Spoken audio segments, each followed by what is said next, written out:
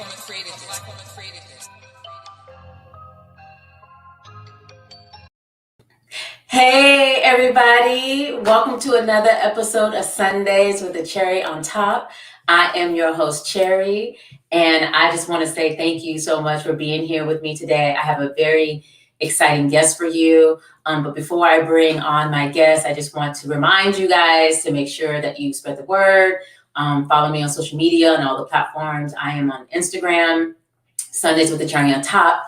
I am on Twitter, Sundays with Cherry. And you can find me on Facebook, Sundays with the Cherry on Top, YouTube. And that's where you can go and watch past interviews. You can watch some commercial snippets. You can watch some cool cherry picks.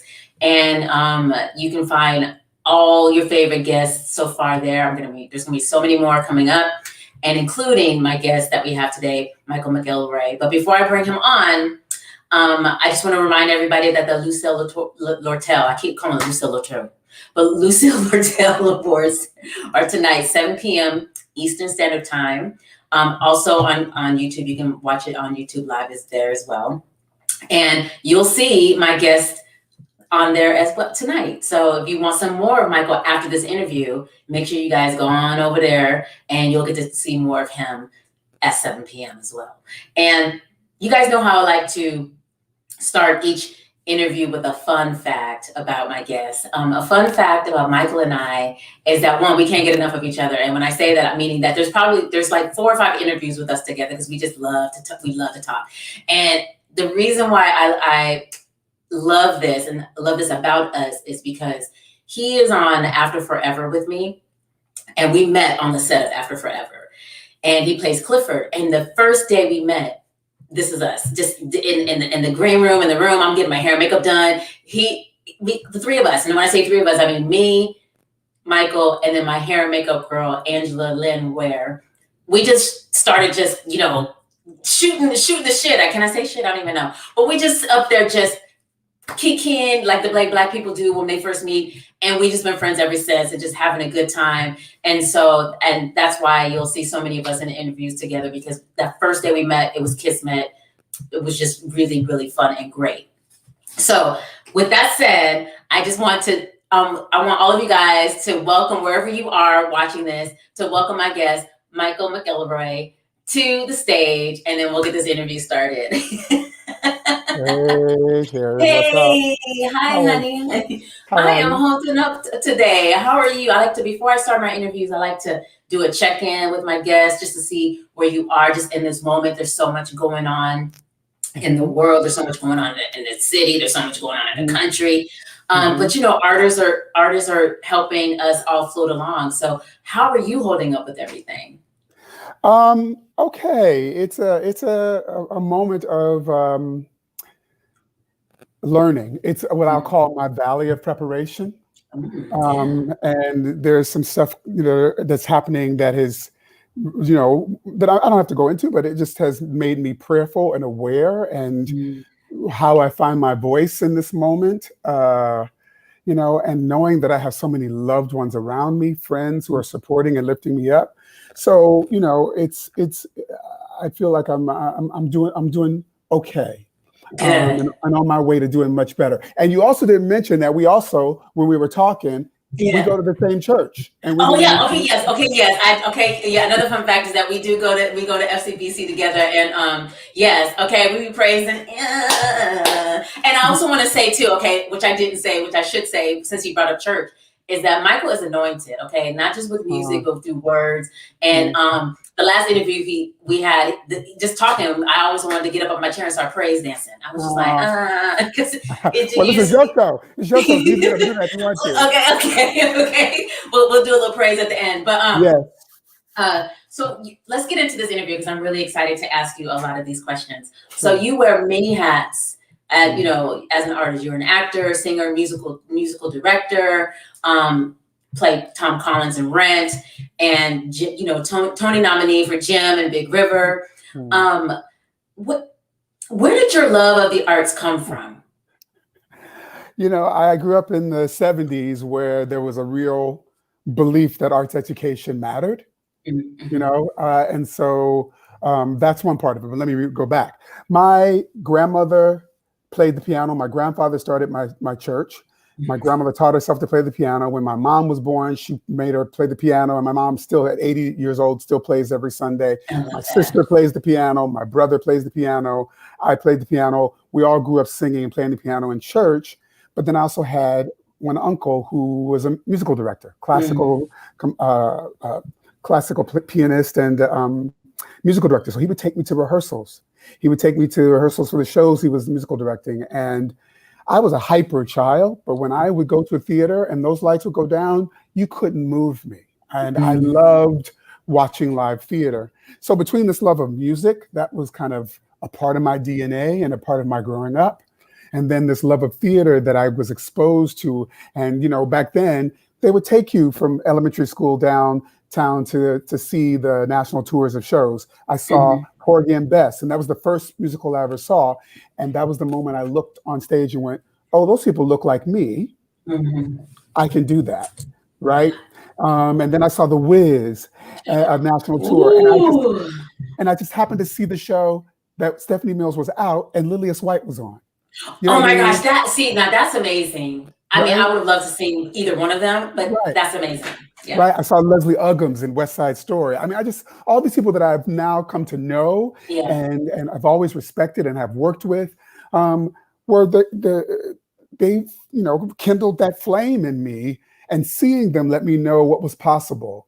And so growing up in a very musical family that loved all kinds of music, you know, and I always tell this story, you know, even though we were church folks, my mom was, you know, she and my father would have these fierce, like, card parties where they would put up card tables and all their fabulous friends would come over in their dashikis and their afros and play bid whist. Oh, I love this. And so they'd be playing, and the music would be like, you know, Teddy Pendergrass and Gladys Knight. And so I would sit outside the room in the basement and look around, but I was just hearing that music. I grew up on this amazing church music. I grew up on all of the great R&B singers of that time, and watching musical theater, going to rehearsals, hearing classical music, all of that. Oh Lord! Wow. Okay. So wait. So with the with you playing with Tom Collins and Jim and Big River, just talk to me a little bit about these two experiences. And the reason why I'm bringing these two experiences up is because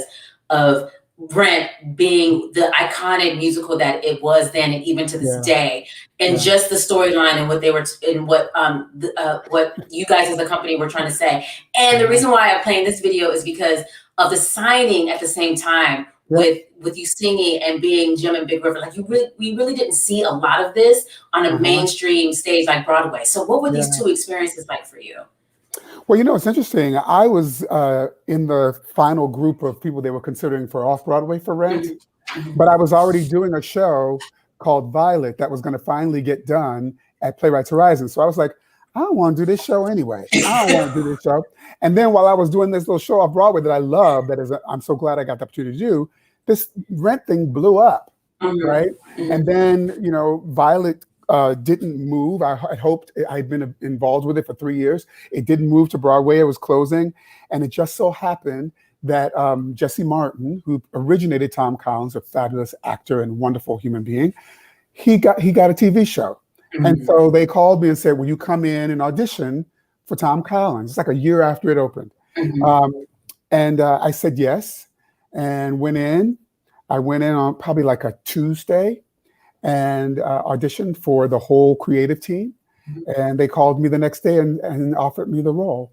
And so I was the first replacement on Broadway. And then 6 years later, after I left, I went back into the show again in 2007 and closed it on Broadway in 2008. So I got to do it back in 97 until 2000. And then I got to do it in 2007 to 2008. I love that character. I love Tom Collins, an NYU professor. Hello, talk about right. I mean, a gay man who has a sense of self and a sense of activism and is smart and is caring, and we get to see him fall in love and literally swept off his feet by this amazing entity that is Angel. We see that love flourish and we see him lose that love. right? That journey, to get to play that journey every night was a gift. Hard, but it was a gift. Yeah. Big River, I had always turned down. I never wanted to do Jim and Big River. I never, in all the national tours and regional theaters, I always said no because I didn't want to play a slave. I had a real hard, at that time, I had a hard time with that. But then when this came about, they said, well, this is a cast coming from Deaf West Theater in LA, where half the cast is deaf and half the cast is hearing, and you'll have to sign everything you sing and everything. And I thought, wow, that cracks it open right there, because now Jim is this enslaved person that speaks sign language. So what does that mean, right? And Jeff Calhoun, was the director, really allowed me the space to question things and answer things and to like explore things to make sure that Jim had as much dignity as I wanted to bring to him. And it was hard. It was hard to hear that language sometimes. It was hard to be in chains. It was hard but I look at that moment, and what got me, why I accepted the role, was because I ran into a friend at Actors Equity who said, you look at this as a moment to honor the ancestors. Right? That you get to do the thing you do right now because of what they went through for you. And that stuck with me. And that's why I said yes to this opportunity to Big River, because I was like, I get to be here. I get to live in this moment, as complex and challenging as these moments are. And as we're still battling to be valued for the full entities that we are as Black people in this country, I have the opportunities I have. I am the dreams fulfilled of people who came before me. And if I have to walk that walk 8 times a week, I still get to take that costume off and go home and live my life, right? They didn't get that opportunity. So I'm going to honor it as much as I can. And that was something that I look back now and I go, that was a life-changing experience for me. It was a way of shifting my perspective from it being all about me and my pain, doing it, to honoring their journey and their resilience and their brilliance and their majesty, and the fact that, our history with Black folks tends to start in this country with enslavement, but these folks were warriors. They were kings and queens and artisans and all of these wonderful things, that they brought those skills with them here to this country and helped to make this country what it is. And we're still trying to get people to understand and see who we are and the contributions that we made. Right? Listen, oh my goodness. Okay. And the only reason why I'm just interrupting is because I just told everybody that when you speak, I want to do a praise dance. And that's what I'm feeling right now. I just want to, because everything you're saying just gets in my spirit, the way that you speak truth to power. I sometimes can't sit still listening to you, because you are so anointed in the words that come out of your mouth. And with that journey and everything you're saying about the ancestors, and how you've come, and it was a life-changing experience. We fast forward to you getting nominated for this Tony. What was that like after going through this journey and going, this is hard, and going through that emotional struggle to that? And then all of a sudden they're like, you're nominated. What was that like? Well, we had already closed. We closed in, I want to say, July. We had hoped to leave where we were on Broadway at the American place of the American Airlines Theater and move to another house. And they decided instead they would not, but then the following year they would tour the show. So we closed in I don't know, July, August, something like that. And the Tonys don't come out, nominations don't come out till May the next year. So I hadn't thought about it. I was like, the show is closed. Ain't nobody thinking about me. And that morning, I got up about 5 minutes before 9 o'clock, whenever they announced them, and I went down to the grocery store. And when I came back, I turned my phone on, and it said messages full. And I was like, what the heck is going on my phone? And they had done the nominations, and I had been nominated for Best Supporting Actor. I don't know what it is with my life and the way things work out, but it was, once again, a really challenging moment. I had been in a relationship for 8 years that had ended in December of the previous year. So I was in a space of just trying to put myself back together. And then this nomination comes up. And the thing that was so real to me or visceral that affected me so deeply was I could not share this with that person, that this was something that was meant for just me, right? That it was my experience to have by myself and to live in that for myself. And it was complicated because our show had already closed. So there was like, or you can't do a number on the Tonys, so it was just like one thing after another. But I was determined. I was like, I'm going to have my joy in this moment. Okay, you better have your joy. You know what I mean? And the acknowledgement that people remembered me 6 months later. You know what I mean? And that was an honor. So that is so real. So I want to segue into another question, and it's a question that when I found out hit me. And so I don't want to project my feelings onto you about this. I want to know how you feel. But my heart sank a little bit when I found out that you're going to be stepping down from Broadway Inspirational Voices, and after 27 years. And when I read that, I was like, oh my goodness, what? It's like, it just changes hard for some of us, right? And you found this in 1994. And it, you also too, you have been presented with a Tony for Excellence in Theater, 2019. So you got that Tony anyway, but in a different way. And I guess the question for you that I have is, why did you start Broadway Inspirational Voices? And how are you feeling stepping down and passing the baton? Because it's your baby. It's something that you created as a response to the AIDS epidemic and just the way you're loving and caring with the community. So how are you feeling? And how did you come to this decision? Because I know a lot of people are feeling the way that I'm feeling. It's so funny. You are hitting all the things that are on my spirit right now.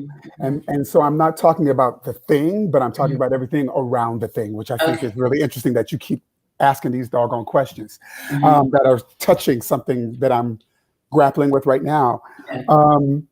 I started BIV in 1994 in the height of the AIDS epidemic because our community was being ravished. I mean, it was being just a person would be here one day and then the next day they were gone, right? And as artists, we know how to rally together and to support. And so there were a lot of people who were doing cabarets to fundraise. And, we can raise some money and we can do all these things, but nothing was being done for the heart, for the spirit of our community. And for me, like I said, I grew up in church. I grew up with this music. Gospel music has been a part of my life since, before I was even a thought, because my mom was playing from the time she was 3 years old. And so I knew that the power of this music was bigger than the religious dogma that it sits in, and that it could be available to our community in a way that would bring healing, that would offer space for community to come together. So if we wanted to jump up, we could. If we wanted to cry, we could. But knowing that the ultimate gift that gospel music gives is the ability to give voice to what you're going through and to find a way towards healing, right? It was important to me that it be a diverse group of artists because that was our community. And I wanted to show that this music was available to everyone. And I didn't want to be selfish about it and say, only we can do it, right? And that became the cornerstone of what BIV's mission and our population is now, creating a space where we can explore the healing power of gospel music through a diverse lens, to say that everybody is welcome here. Everybody has the opportunity to be healed and to be connected to this music. You don't have to be this, you don't have to be that, you can be who you are, which I think is what the power of the music has. Once again, going back to the enslaved folks who created this art form, out of in a space and time where everything was conspiring to take away their humanity. They created this art form that gave voice to their experience, to their pain, to their joy, to their sorrow, right? And this art form became the foundation for every form of music that's been created in this country, whether it's blues or jazz or all forms of gospel or R&B or rock. All of it comes from this music. So embedded in the music, in the DNA of the music, is a healing power, a resilience from the people who created it, right? So I thought in that moment, this is what we need. And we did it as a benefit for Broadway Cares Equity Fights AIDS, and it became an annual event for the next 9 years. And then we became a not-for-profit and have outreach programs at Ronald McDonald House, at Covenant House, and we're starting a couple more this fall. Wow, nice. To give back through the healing power of music. In this moment, that we believe in what music can do to bring together people of different lived experiences and races and ethnicities and gender identities. We stand for that. That's who we are. When you look at us, that's what you see. And using music to be able to do that. Wow. And that's all amazing and beautiful. And in the midst of all this that's happening and reaching out to other organizations to help, spread the love and connect and accept everybody where they are and who they are. Why this choice to step down? Yeah. I can't even say it. I'm like, oh, I don't want to be selfish about it because it's not about me, it's about you. But it does hurt me a little bit. But it's your journey, and I'm here to support it. So thank you. 27 years is a long time. Yeah. And what the realization I came to was that at my age, I have more of my life behind me than I do in front of me. So in this moment, what the pandemic and all that's been going on in our world has made me be in this moment of stasis is to be thoughtful and intentional and saying, okay, if I look at the next 10 years, when I look back, what are the things that I will have wanted to accomplish? That will be the things that I want people to say, that thing, that was who, if you want to know who he was, listen to that song or see that performance or see that, right? And BIV is a full-time job, whether I'm writing music, arranging music, in meetings with the team, in meetings with the board, creating, concert material, putting together lists and doing other gigs. I mean, it is a 7-day a week, and it has been an artistic gold mine for me in terms of allowing me to explore my writing, my creating, all of those things, while also feeding my soul in a way that 8 shows a week does not always do. Yeah, amen. And so I could not accomplish other things when it already occupies such a large space in my artistic life. So there were things that had to be in place. One was our board. We just got 4 or 5 new board members, and they're amazing. To add to the board members we already have. We got an executive director. And the last piece was just, who is that artist? Who is that person who's going to lead? And I just happened to go to a cabaret of one of my members who was a new member. He'd been there a couple of years. I knew he wrote music, but he was quiet, but everybody likes him. I show up at the cabaret and there's like 40 members from BIV there. I was like, oh, that's interesting. And then I listened to his music that he had created all night, which was from gospel to pop to musical theater to R&B. And my spirit went, that's it. That's him. And so I talked to him about it, and it took us about a year for him to finally be in a space where he could say yes, because he understood what the yes was for himself. Yeah, this is it's a big step. Yeah, and so I know that there is support through the board and through the department heads, and we have a stronger infrastructure, and we have an artistic director who I'm excited to see what BIV 2.0 will be from his vision, from you know what I mean? While hopefully holding on to the heart of what I started, having agency to now evolve it to the next iteration, and that's. You got to know when it's time, you got to know when. Right? Oh, yes. I love you so much. Right? For those who are watching, we are talking about Alan Renee Lewis. Yes. He's your artistic associate director right now? Is that right? And he was a musical director for the Antonio Awards For Yeah. those, so for those of you guys, if you watch the Antonio Awards, he was the music director. And I love this picture. I saw this picture and I was like, I want to show this picture. This picture is amazing. We just did it last week. You just did this picture last week? Mm-hmm. It is a powerful, beautiful Black man joy picture. That's all I want to say. Mm-hmm. You guys this is a good picture. And so Alan Renee Lewis, I'm hoping that he will be a guest in future, because I would love to just, talk to him about, the next steps. But the way you speak highly about him, the way you hold him up, I'm excited to see what he is going to do. And it sounds like you this is a decision that didn't come lightly. And it sounds like you seem at peace with choosing him. Like, that your baby is going to be in good hands. And so that makes me feel good to hear that, Yeah. So there's a lot of support on all levels.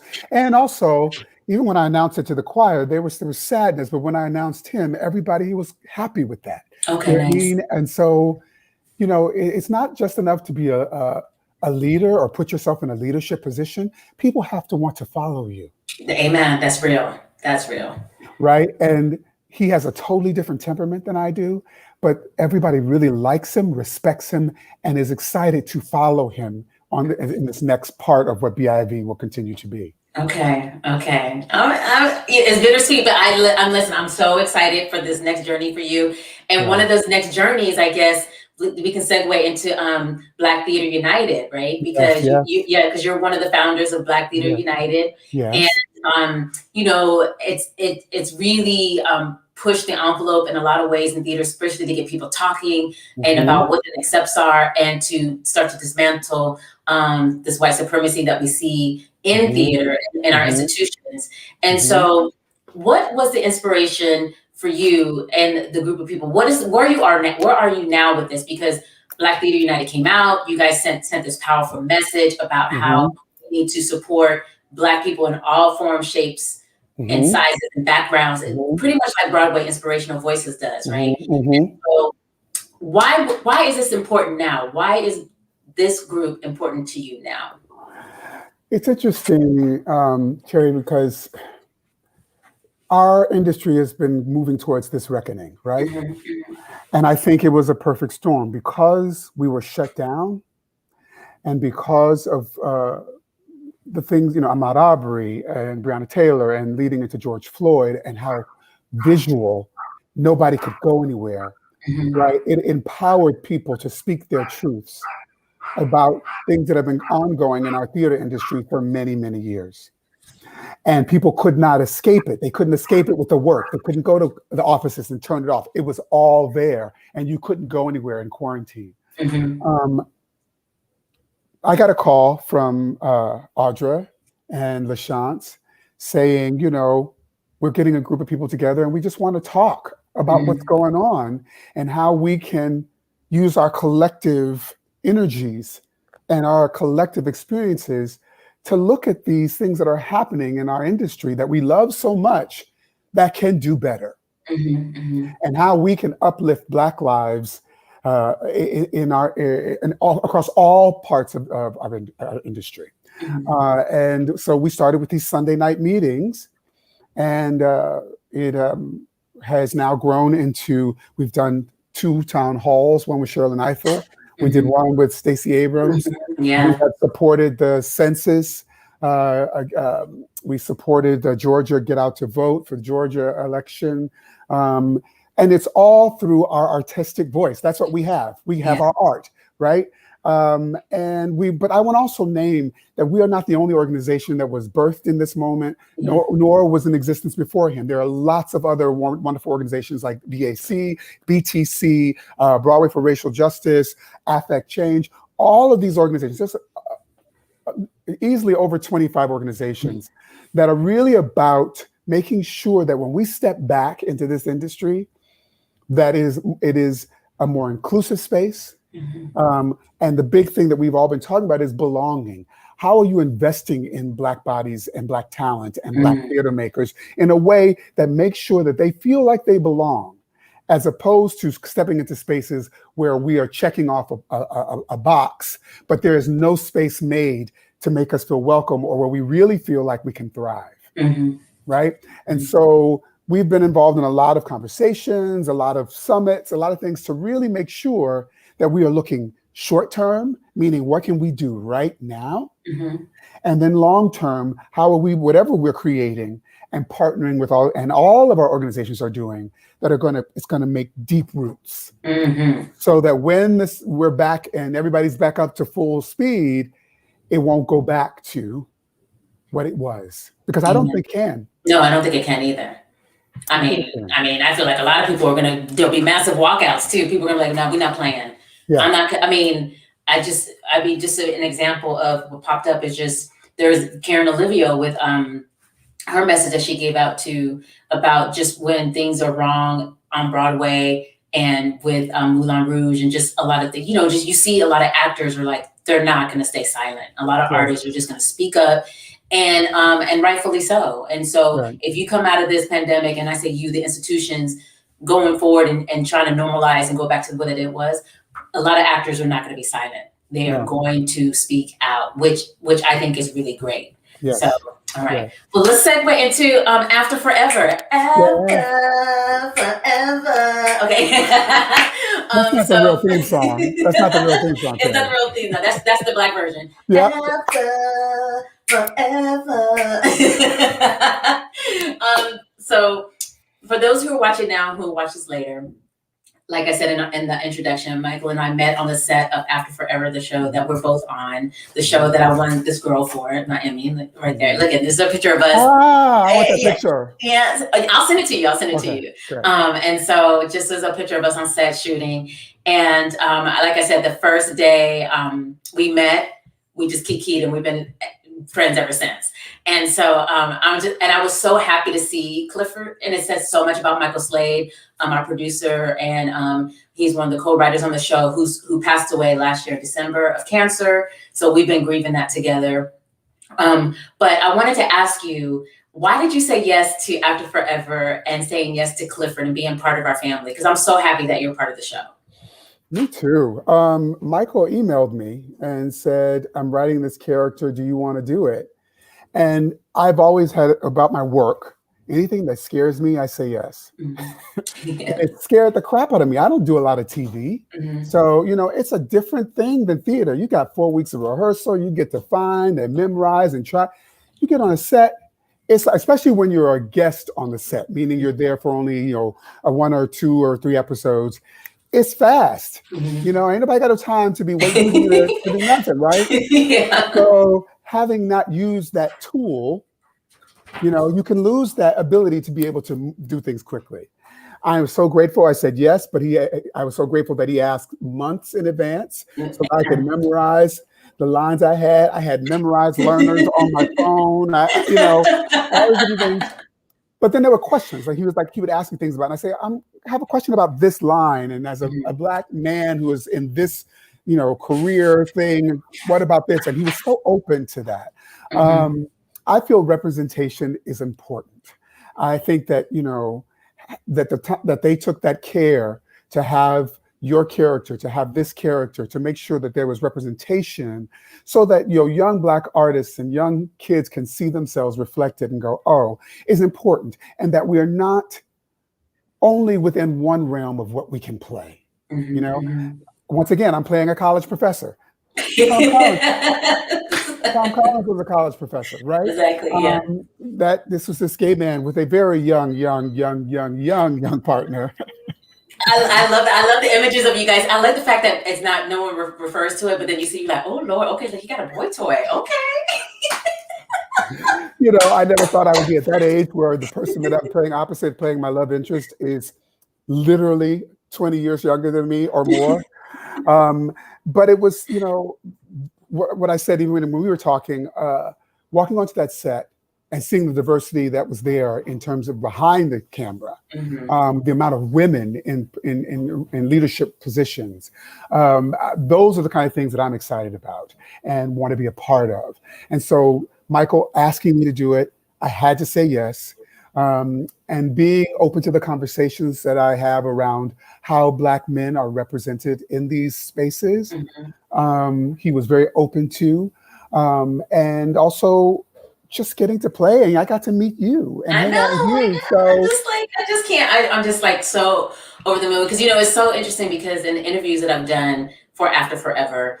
One of the things that I am wrapping my head around, but it just fills me up so much, is that how Michael Slade changed my life that I didn't see coming. Because, saying yes to a part like this and reading the script and then going to Michael and saying, okay, these are where my concerns are and how I want to represent a Black woman on TV. And for him to be like, okay, yeah, I hear that. Let me go back through and let me just make sure that those concerns are addressed. You don't get that a lot, and it's one of the reasons why I said yes to the part, because to go to a producer or a writer and go, I have a concern about this, I'm not sure about this. If this is going to be 3 or 4 years, 5 years, 6 years down the line, the arc of Brenda can't just be, my character just can't be one dimensional. And for him to go, yep, you're right. I was like, okay, I know I'm in good hands, because they could have easily been like, nope, this is the story, you take it or leave it, right? You don't get that sense with, and then Allison, another woman producer, and then having a woman director. As a woman, I was just like, okay, good. I have these women I can go to and talk about women things. And so it's been a very fun and interesting ride, but I just didn't see the Emmy coming. And I was like, literally, Michael Slade changed my life in that sense. And, he's not with us anymore. And I just hope that, I will not hope. I know that he's looking down and smiling, at the journey, because we're going to continue the show. We're going to continue his story, as homage to him. But but I really, not only did he change my life in the sense of just with getting this Emmy, but he changed my life with meeting new people. And the day you walked on set, it was just a given. I was just like, who? I was like, yes, let's do this. We're like, this is like, yeah, we family. Like I was like, I'm like, are we brother and sister in the show? Yeah, I know, right? How are we gonna do this? And I was just I was excited. But you never know. We never know what can happen. But anyway, so listen, let's segue before we go, because these interviews are in and out. So before we end this interview, I like to ask all my guests about a cherry pick. And so I want to know what your cherry pick for today is.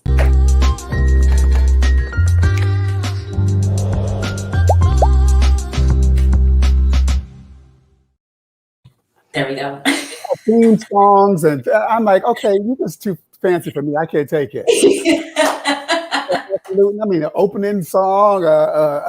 Yeah, it's okay. I see how you roll. I got it. The organization that I work with, and I'm also a founding member of, is the Music Theater Dance Professionals in the Academy.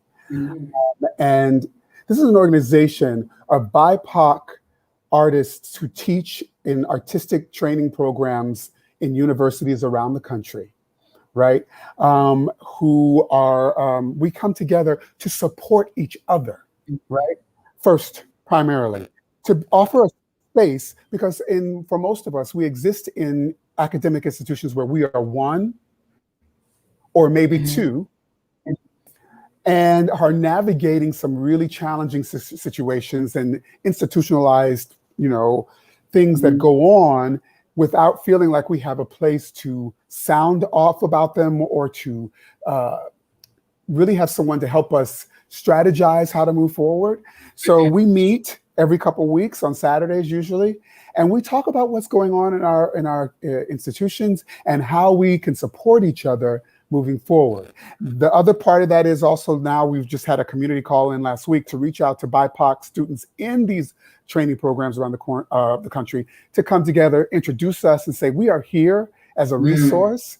We are here to be in conversation, so that you know that you are not alone out there in some of these institutions that there's not a lot, that lack a certain amount of diversity in faculty or in student population.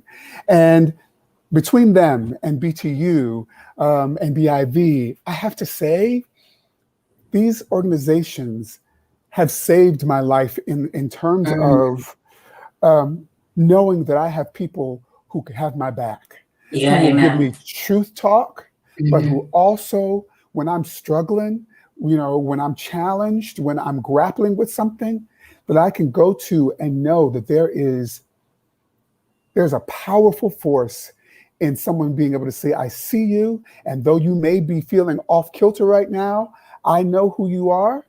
And while you're trying to get back into tilt, right? I'm gonna hold you up, right? And this organization has been that for me, while also interrogating what it means to teach in this moment, what it means to, when they talk about unsettling the curriculum, decolonizing the curriculum, decentering whiteness. What does that look like in an institution that is built on that white ideology, right? So we are constantly supporting each other, being there for each other, sounding boards for each other, but also looking at, okay, how can we start to dream about what we can be in the next 5 years, to other BIPOC students, to each other. What can we create, that will center and celebrate us on every level, right? So I wanted to give a shout out to them because they have been a rock and continue to be a rock, and I learned so much. Oh, that's amazing. Being in their That's presence. nice. That's nice. I love the cherry picks because I learned so much about different organizations I never heard of before, and learn about just what's out there in the world outside of my bubble. So that's why I picked it, because I was like, I need to have a cherry pick in this because all of us are more than just what we do, as far as like we're more than just an actor, we're more than just a dancer, we're more, and especially a lot of us out there who are putting our art and our activism together. And that's why the cherry pick, I just learned so much of the cherry pick. And even Bjorn, my producer who you met, a cherry pick, we were like, oh, this okay. We didn't, you just don't know about them, and it's so good, and it's a way to pay it forward to the community. But that's it. We're on our way out. We're at the end of the interview. I totally don't want to say. I don't want to say goodbye to you. You ain't got a song for that. You ain't got a song. You ain't got a little song. It's so hard to say goodbye. I can't sing like you, but Anyway, listen. Thank you so much for taking the time, because I know you're busy. I know your schedule, and for you to take the time to say yes. To give the knowledge and drop the gems that you always drop. I'm so appreciative of it, because I learn so much from you every time we talk, every time I'm in your presence. You just put so many seeds into my spirit, and I'm so glad we met. Thank you. I'm so glad we met. And but you do the same thing. So you know what I mean? You do the same thing. And it's just having this show and having this platform and using it to spotlight the things that are going on and have these conversations.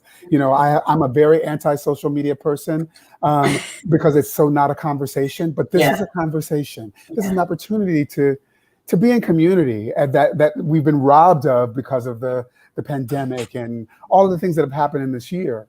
And you're a light, Cherry. I mean, you just are. You're a light. So, anytime you ask me to do something, I'm going to say yes, because it's a joy to me and it fills me as well. So. Thank you. I love you and adore you. And our next time we see each other, we're going to be by the water with a margarita or a wine or prosecco or something. Yes. Okay. Yes, everybody who are watching, please say goodbye to Michael. Give him love. Thank you so much, guys. Thank you. That was such a powerful interview, and I'm so glad that you joined me this Sunday today.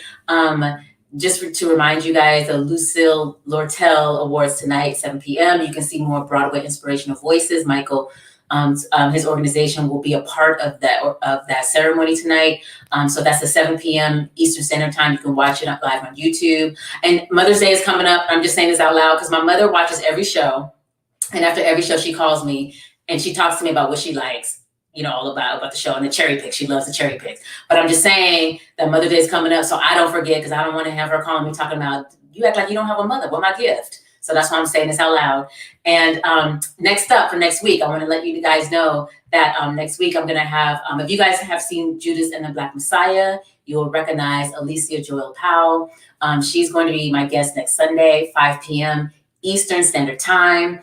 And again, YouTube, Twitter, and Facebook, it'll be live. And we're just going to talk about her journey to Judas and the Black Messiah and, the Oscars, all of this. There's so much is happening with her around this movie. So I thought she would be a great guest to talk about the journey of that and how she got that part.